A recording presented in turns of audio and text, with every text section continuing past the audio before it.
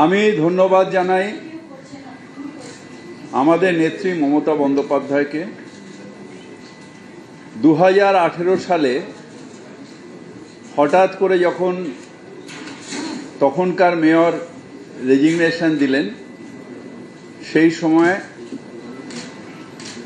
সব কাউন্সিলরদের সম্মতি নিয়ে আমাকে এই চেয়ারে বসানোর জন্য সবথেকে বড় চ্যালেঞ্জ এসেছিল কোভিড।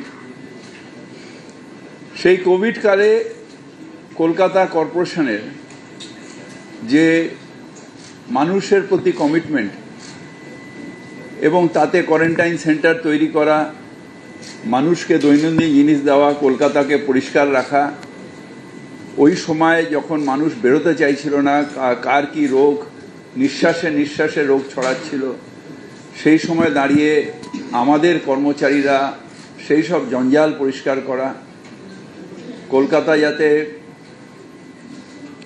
আবার ছড়িয়ে না পড়ে সেটা দেখা।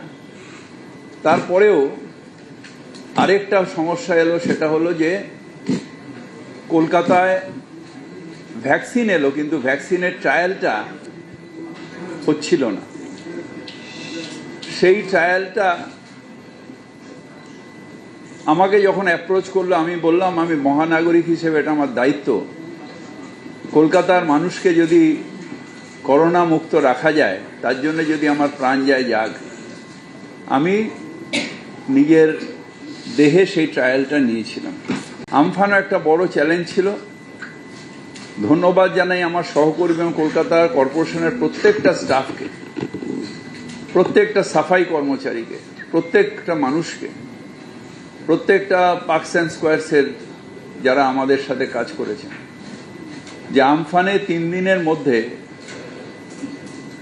প্রায় কলকাতা পরিষ্কার হয়ে গেছে। যে কাজটা এখনো শেষ করতে পারলাম না, সেটা হচ্ছে যে আরো প্রায় 38টা এসইউজিআর, যেটা কলকাতা কর্পোরেশনের অনগোয়িং চলছে, সেই কাজটা আগামী দিনে যারা দায়িত্ব নেবেন নিশ্চিতভাবে শেষ করবেন। Construction of 10 MGD water treatment plant, যেটা ঢালাই ব্রিজের কাছে ইএম বাইপাসে আছে, গড়িয়া স্টেশনের কাছে, সেটার কাজ প্রায় শেষ হয়ে এসছে। তার পাইপলাইনের কাজও প্রায় শেষ হয়ে এসছে, যেটা অমৃত প্রজেক্টে আছে। আমরা মানুষকে সহায়তা করব, মানুষকে সার্ভিস দেব, তাই শুভেচ্ছা দিয়ে আমি এই চেয়ার আজকে খালি করে দেব।